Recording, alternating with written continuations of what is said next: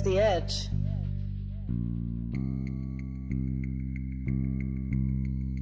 Who's to say that there is an edge, and why assume there is one? Is it because when we are introduced to the idea of a flat Earth, it's always depicted like this?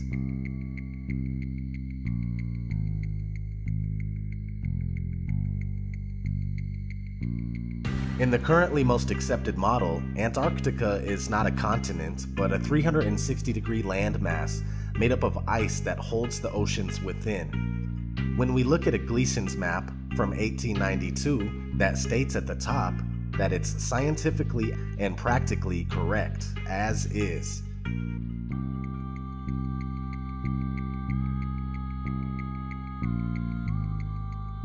We see this Antarctic ice rim. The Gleason's map is basically an azimuthal equidistant projection which can be traced back to the year 1000. The AE map is also an official map of the United States Geological Survey, the USGS, and the official logo for the United Nations. The oldest known globe in the world is from 1492. This is something you need to keep in mind because many people argue that the azimuthal equidistant map is just a flattened out version of the globe, when in fact the globe is just a rounded version of this true world flat map. If the flat map came first and it has the ability to convert into a globe without any problems whatsoever, then that should tell you a little bit about how this globe deception was achieved. Now, back to if there is an edge or not.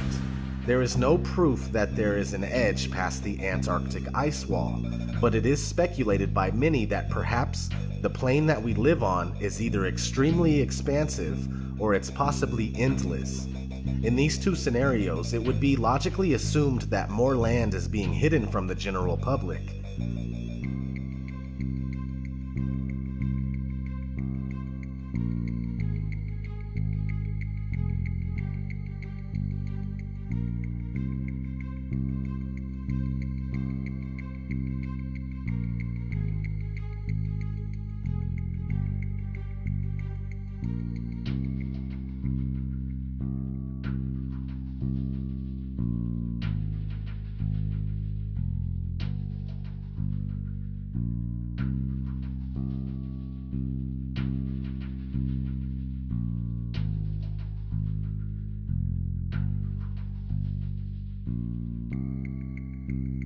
In a 1954 interview with Admiral Richard E. Byrd, an American naval officer who specialized in exploration, he had this to say. But strangely enough, there's left in the world today an area as big as the United States that's never been seen by a human being. And that's beyond the pole on the other side of the South Pole from Middle America. And I think it's quite astonishing that there should be an area as big as that unexplored. Implying that there is more land past Antarctica. If that uninhabited land was on a globe, it would be in the Indian Ocean. A recent discovery of an old Buddhist map in a newspaper from 1907 seems to support the idea of a vast plain with much more land.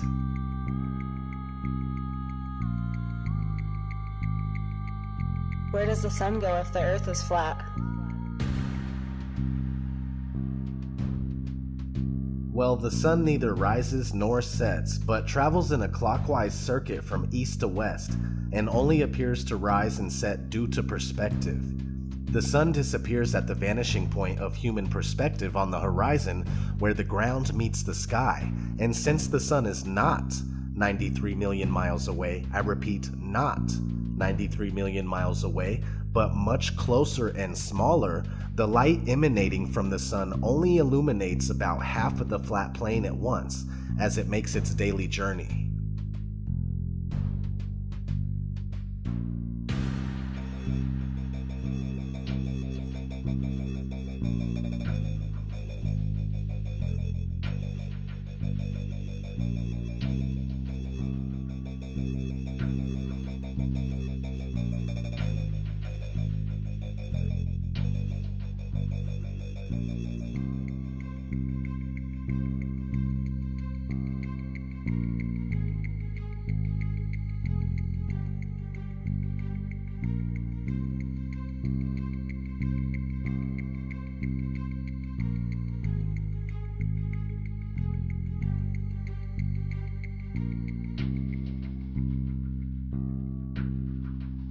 What's underneath the flat Earth?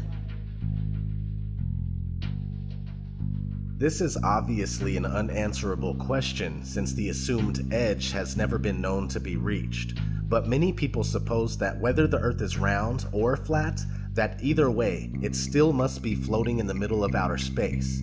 But the idea of outer space goes out the window with the round Earth theory.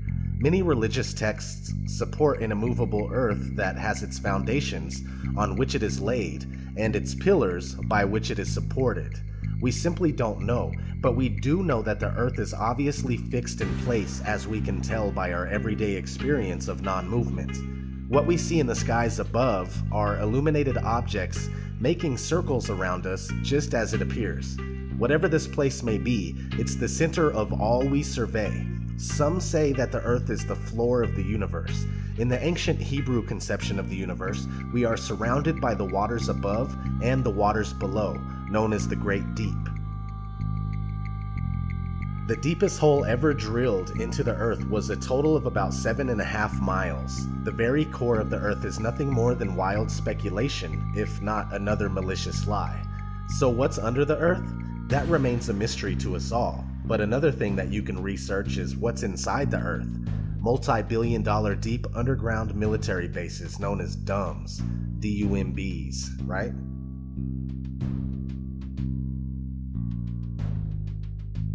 What about ships and boats disappearing over the horizon?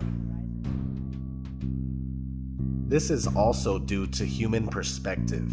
They don't go over the horizon, they go into the horizon, moving beyond the limit of our vision and past the vanishing point. But the ships and boats are easily brought back into view with a pair of binoculars, a telescope, and any camera with a good zoom lens.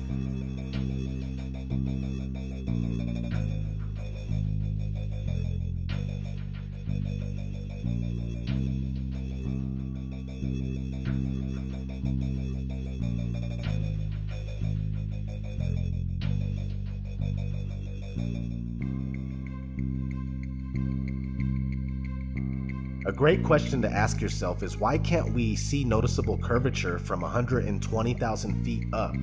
But many people claim that the supposed curvature can be seen from the ground by watching boats. It doesn't make sense.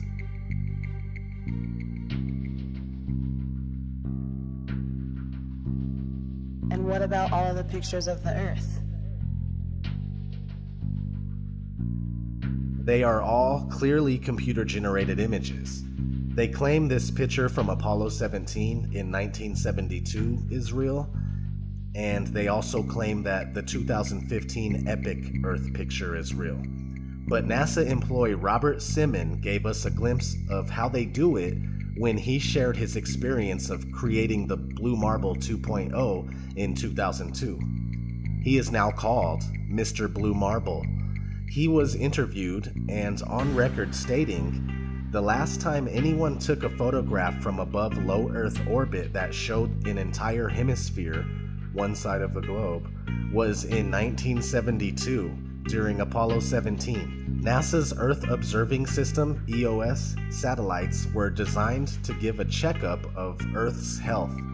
By 2002, we finally had enough data to make a snapshot of the entire Earth, so we did."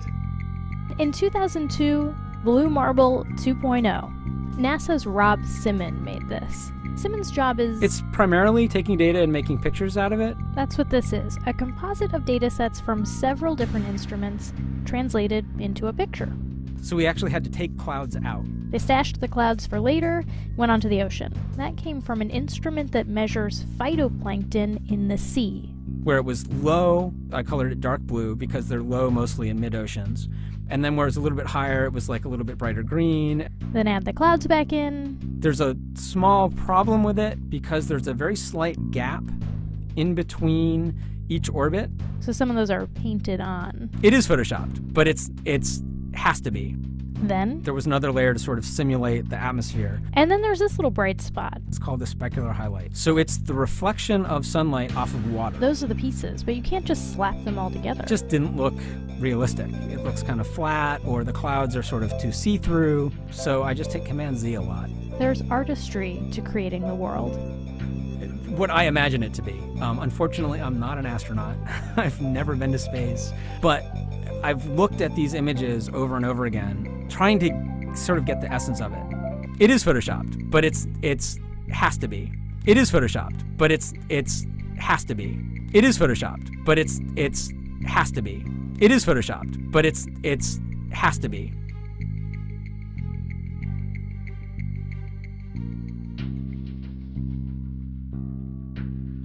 Why are all the other planets round then?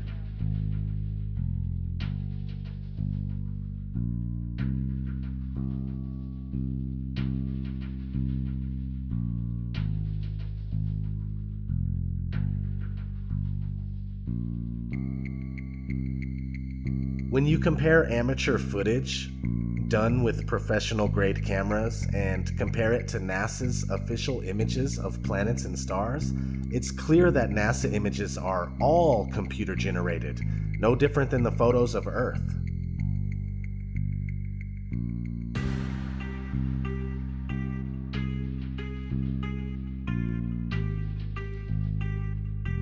What have become known as planets are round lights that seem to be set over the flat Earth. The so-called planets and stars are not what we have been told they are, and comparing luminous objects that you see in the sky to the Earth under your feet is very ineffective for actually proving the supposed rotundity of the Earth. Since there are no actual photographs of the Earth and motion has never been experienced or proven, it would seem more logical for one to assume that we are on a flat, motionless plane and everything we see in the heavens revolves around us. What about satellites and GPS?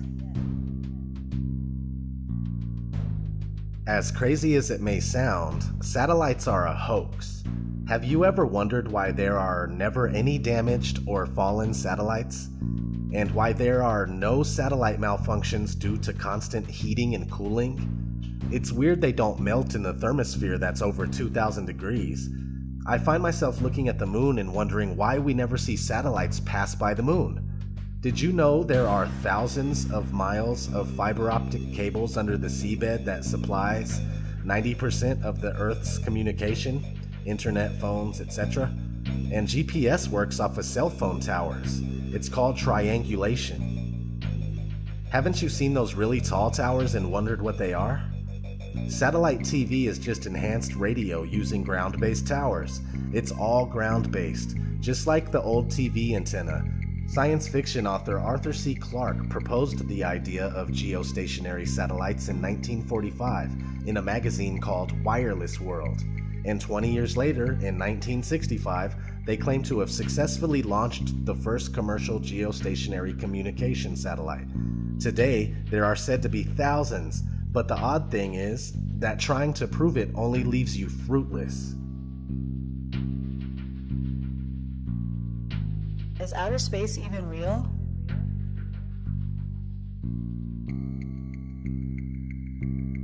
Yes and no. What you see in the sky, as far as stars and wandering stars, also known as planets, are there. How could we deny them? We don't know what they actually are, but they are there. Now, what we are told about outer space and what it is not true at all. Everything we believe about so-called outer space is due mostly to Hollywood movies and other media, including children's cartoons. Of course, NASA propaganda is the biggest culprit. As we have already gone over, there are no pictures of Earth, and even images of all the other so-called planets are computer-generated. NASA has gone on record numerous times stating that humans can't get past low Earth orbit.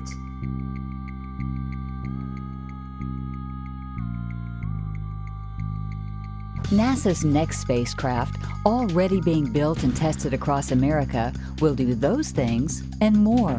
This is the spacecraft that's going to take humans to explore the solar system. It's the next big step for NASA in exploration. Called the Orion Multipurpose Crew Vehicle, or MPCV, this next-generation spacecraft will enable America to explore beyond low Earth orbit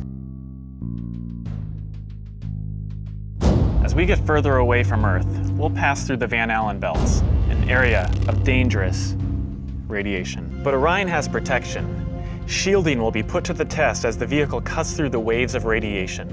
Sensors aboard will record radiation levels for scientists to study. We must solve these challenges before we send people through this region of space. Plan that NASA has is to build a rocket called SLS, which is a heavy lift rocket. It's something that is much bigger than what we have today, and it will be able to launch the Orion capsule with humans on board, as well as landers or other components to destinations beyond Earth orbit. Right now, we only can fly in Earth orbit. That's the farthest that we can go. And this new system that we're building is going to allow us to go beyond and hopefully take humans into the solar system to explore. So the moon, Mars, asteroids, there's a lot of destinations that we could go to, and we're building these building block components in order to allow us to do that eventually. And unlike the previous program, we are setting a course with specific and achievable milestones. Early in the next decade, a set of crewed flights will test and prove the systems required for exploration beyond low Earth orbit.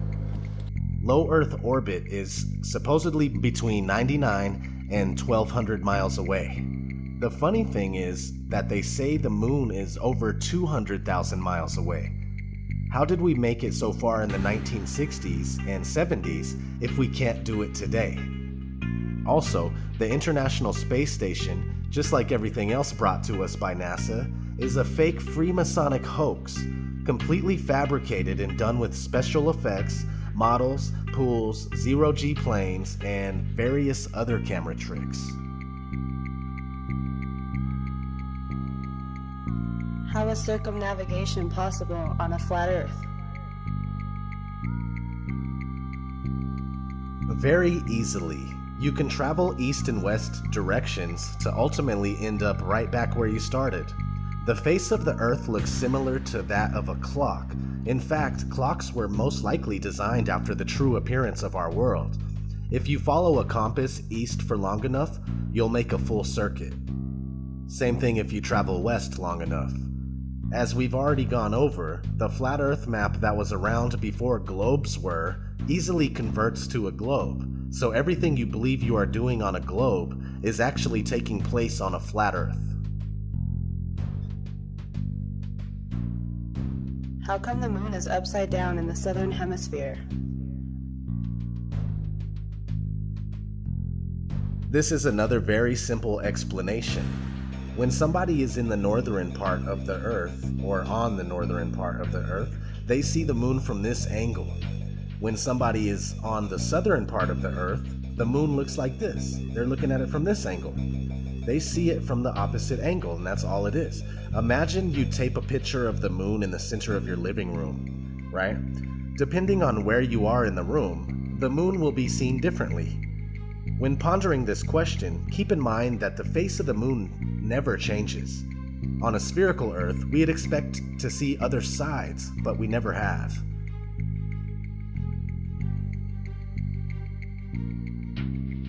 What about the seasons?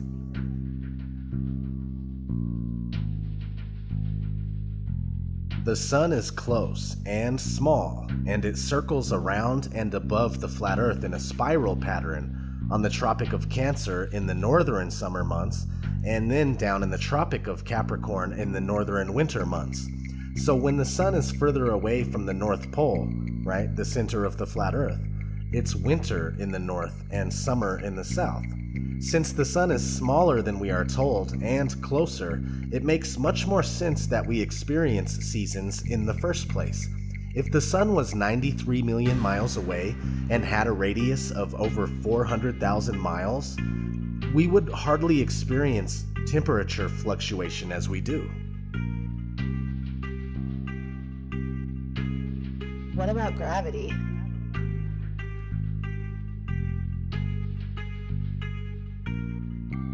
Gravity is necessary in order for a spinning ball Earth to work. People readily believe that you can't fall off of a spinning ball that's darting through outer space at speeds that you can't even comprehend, yet they will deny how much easier it is to stay on a flat surface that doesn't move. Gravity is a scapegoat for all that cannot be explained, and it has never been proven. The reason why things fall or float is because of density and buoyancy. If something is heavier than air, it falls. If it's lighter than air, it floats. Very straightforward. Your phone is denser than the air, therefore it falls when you drop it. Everything works because of density. No need to factor in imaginary components. Quote, "The law of gravitation is said by the advocates of the Newtonian system of astronomy to be the greatest discovery of science and the foundation of the whole of modern astronomy. If, therefore, it can be shown that gravitation is a pure assumption and an imagination of the mind only, that it has no existence outside of the brains of its expounders and advocates, the whole of the hypotheses of this modern so-called science fall to the ground as flat as the surface of the ocean. And this most exact of all sciences, this wonderful feat of the intellect, becomes at once the most ridiculous superstition and the most gigantic imposture to which ignorance and credulity could ever be exposed." Thomas Winship, Zetetic Cosmogony. What about the Coriolis effect?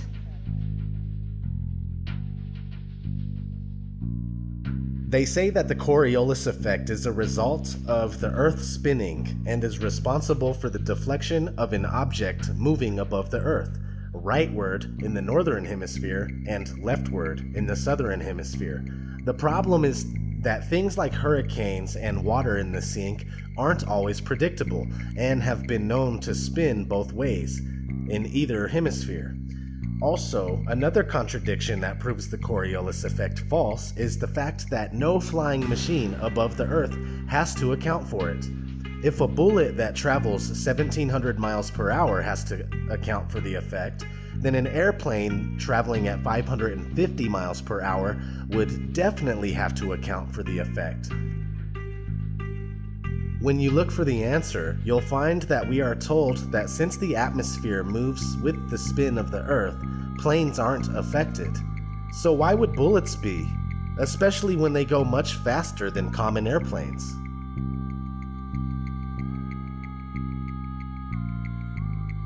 Why can't I see infinitely far? This is for the people that wonder why they can't see certain things that they believe they should be able to see if the Earth was flat. I've been asked on numerous occasions, why can't I see Mount Everest from anywhere on Earth? I've also been asked, why can't I see Spain from the east coast of America? Well, besides dirt, dust, dew, rain, fog, smog, smoke, clouds, mist, haze, snow, etc., your vision is limited by the vanishing point of your perception. Check your weather app on your phone and notice the visibility in your area.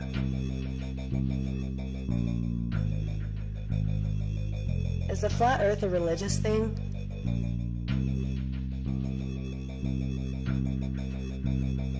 Yes and no. I say this because I myself am not religious. I'd rather not have faith in something, but know the facts to the best of my ability. And the facts are that the curvature and motion of the Earth have never been proven. The Bible, without any doubt whatsoever, supports the Earth that's fixed in place. The Book of Enoch, which is biblically endorsed and most likely belongs in the Bible, describes the flat stationary enclosed Earth in great detail. Many religions and civilizations preceding Judaism and Christianity support a flat and stationary Earth, such as the Babylonians, the Egyptians, the Mayans, the Norse, the Hindus, etc. This fantastic spinning globe Earth is very new to the people of the world, yet most of us carry on as if the theory is unquestionable, and we've been conditioned to laugh when the flat Earth is brought up. Whether you are religious or not, you can see the flat Earth for yourself.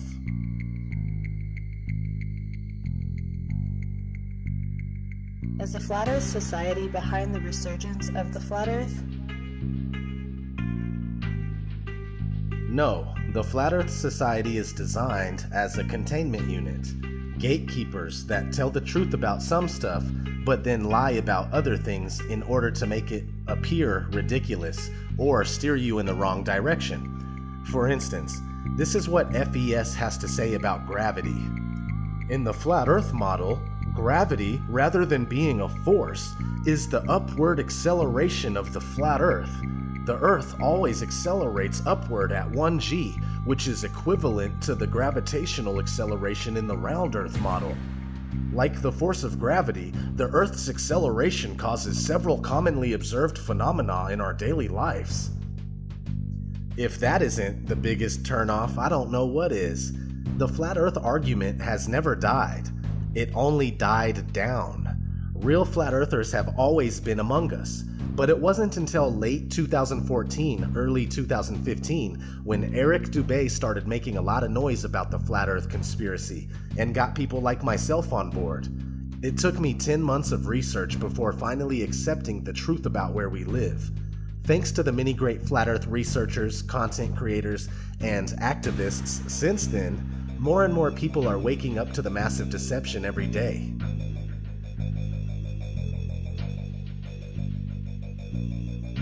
Are all scientists, pilots, and members of the government in on it?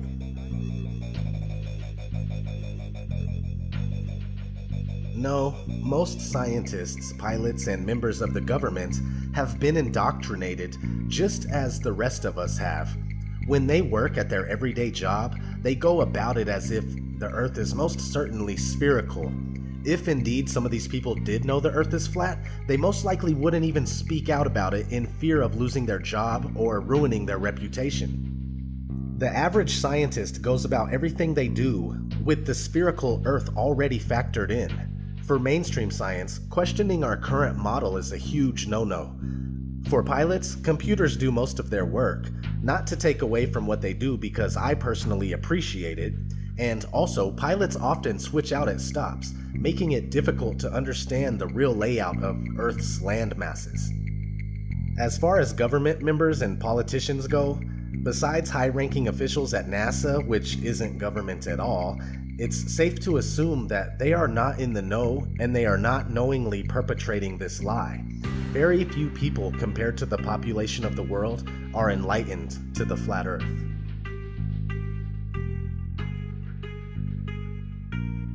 NASA isn't the only space agency. Are all others in on it too? The answer is yes. Here's a short clip on what you need to know. The Vector, NASA's official logo. If you've ever looked at NASA's official logo, both their official insignia and their official seal, you'll see that the most prominent object in the seal is a red swooshing object. They call that the chevron or the vector. If you ask NASA's Public Affairs Office, this symbology is featured so heavily in their insignia and seal, they'll give you what really amounts to the standard facile cover story for the unilluminated. They'll tell you that that is a representation of a hypersonic wing design from the 1950s, which was the time the logo was created. Not exactly the case. Someone might want to ask the Russian Federal Space Agency, Roscosmos, that was formed in 1992, why they chose that same logo. And while you're at it, you can go ask the Chinese, who formed their space agency in 1996, why in the world they're using a hypersonic wing design from the 1950s as their official logo. Then you can ask the Japanese, the South Koreans, Taiwanese, Malaysia, Mexico, Iran, all of these countries, even Bulgaria. They all utilize the vector symbology in their space agency logos for their national space agencies. It gets even deeper. You can go look at the individual manned program patches for NASA. The Mercury program, for example, a blatant use of covert symbology. In every logo dealing with the Mercury program, you'll see what looks like a number 7 in their logo. And again, NASA's official story is that they put this number 7 there so that they could pay homage to the original 7 Mercury astronauts. Kind of forgetting the fact that only 6 Mercury astronauts actually flew into space because number 7 never did. Deke Slayton had a heart problem, so he didn't get to go up. So there were only 6 Mercury astronauts, yet there's a 7 in every single logo. That's in the official mission or official program insignia for Mercury, as well as the 6 individual mission patches carry this logo. And it carries on to the Space Shuttle program. If you look at the Apollo logo has a big letter A in it. At least that's what they want you to believe, but it's not. Again, that's just a simple way of explaining away the inclusion of this vector symbology in the logo.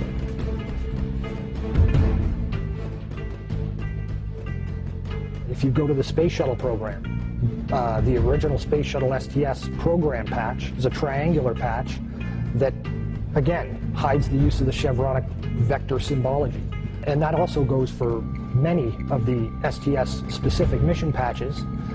Every single one of the International Space Station expedition patches carry the vector symbology. The Russian Mir space station used the vector symbology. That was their official logo. You can even go deeper and look at military-industrial complex companies. Look at the logo on a company like Lockheed Martin, 2 vectors. The X Prize logo, Ames Research Labs, U.S. Space Command. When you get into the military realm, the United States Space Command, their official logo is the vector symbol. And when you look at the military's individual space-specific programs, all of them deal with vector symbology in their official insignias. And the question really becomes, who or what are these people paying homage to? Let's look at NASA's Earthrise. Now let's look at JAXA's Earthrise. Do you believe this is real?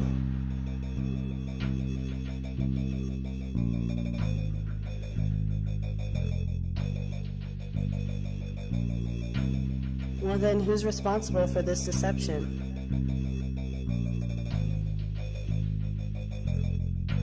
You will find that the Jesuits and the Vatican have been intimately involved in all things space, including owning the earliest telescopes and, to this day, the largest owners of observatories and telescopes in the world. The Society of Jesuits have been actively spreading the heliocentric theory for 500 years, while trying to bury thousands of years of flat Earth cosmology.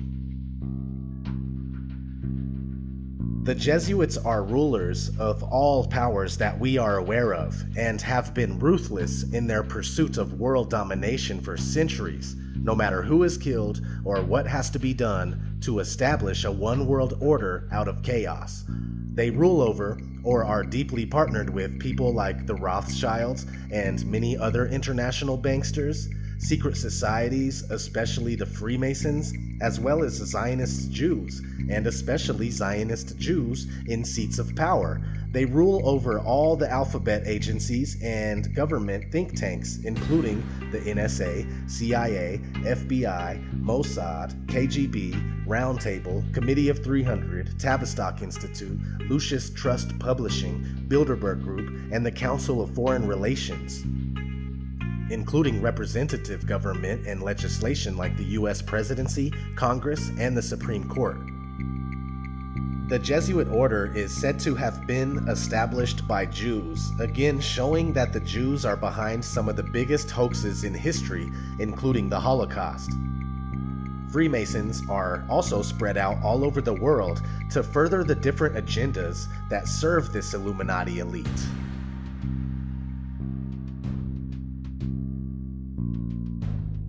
Why the lie? Why the fuck you lying?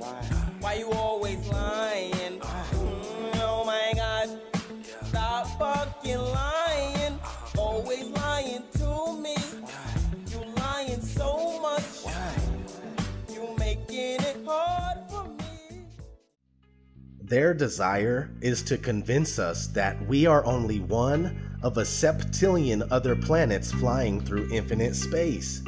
A septillion? Where do they get these numbers? A septillion has 24 zeros.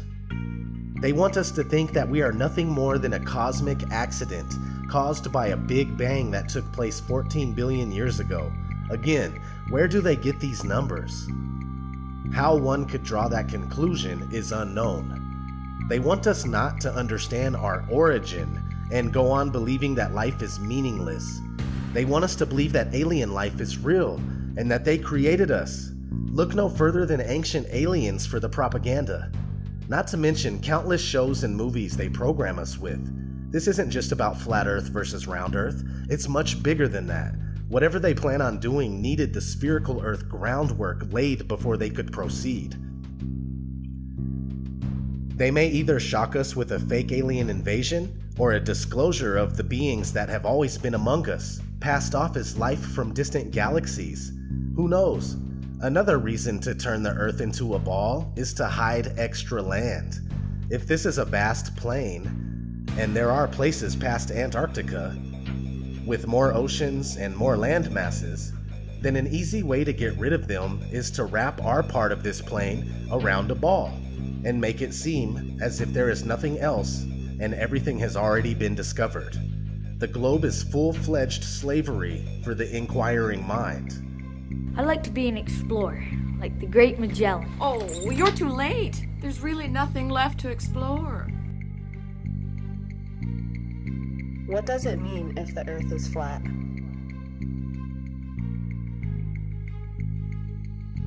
It means that the origin of man is deliberately being covered up from us.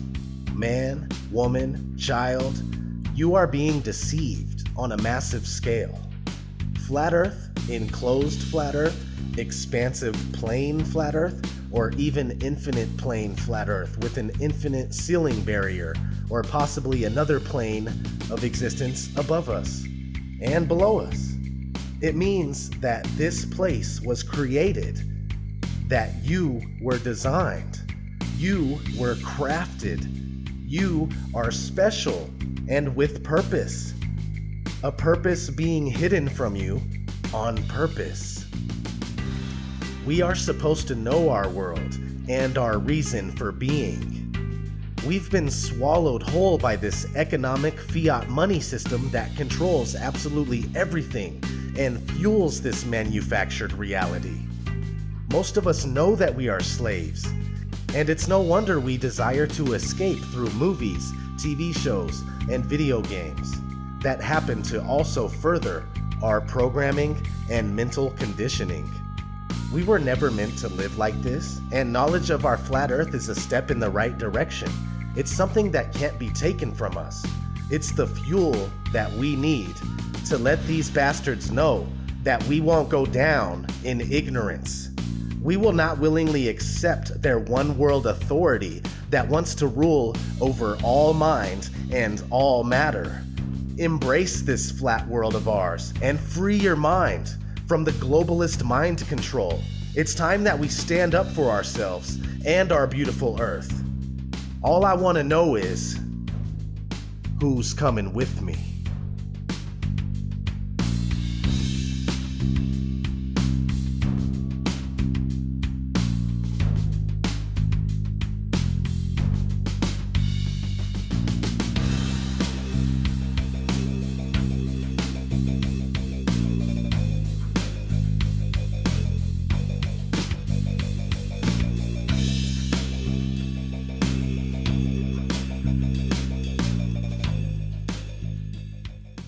Boom.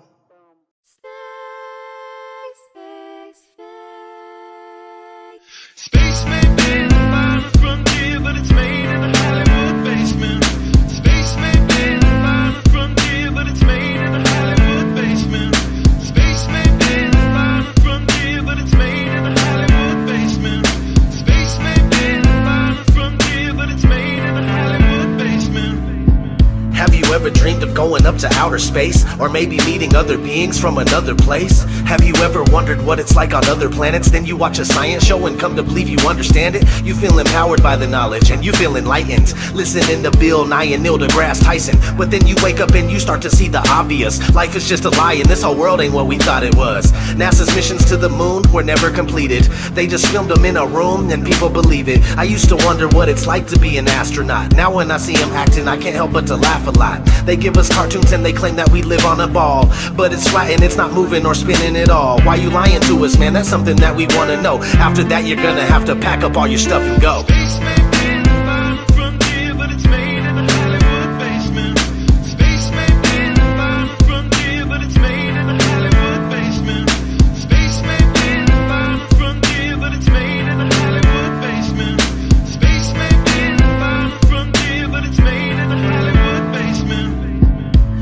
has been rewritten by winners of wars. The Jesuit order, Khazars, Freemasons, and more. They pulled the veil over our eyes, and it's time to awaken. Through organized indoctrination, our minds have been taken. It's time we take our power back and we rescue our people. The Vatican and the bankers are like Resident Evil. They may have had the greatest plan that was ever concocted, but Illuminati never thought that they'd ever be spotted. They're manufacturing reality all in our heads. They tell us if the earth is flat then we'll fall off the edge, but if it is a spinning ball we won't fall off it then. And gravity is our imaginary magic friend. Why is water always flat when unmanipulated? Why are pictures of the earth computer generated? Why you lying to us, man? That's something that we want to know. After that you're gonna have to pack up all your stuff and go.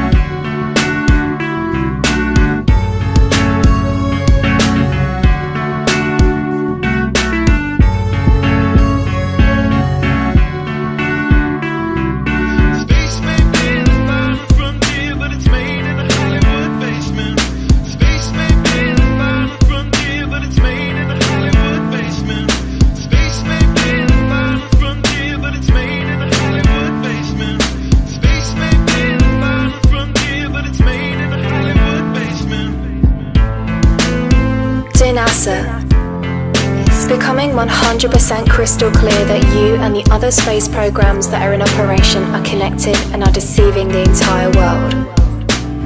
More and more people are waking up every single day, and we are now able to see right through you. But what we really want to know is, why are you lying?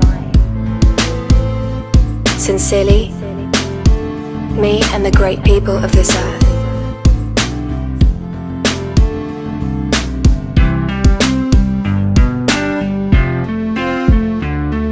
Space may be the final frontier, but it's made in a Hollywood basement. The captain thinks the world is around, see? But we all know it's a flat, right? Of course it's flat. Sure, I know the world is flat. Well, so do I. Everybody knows that.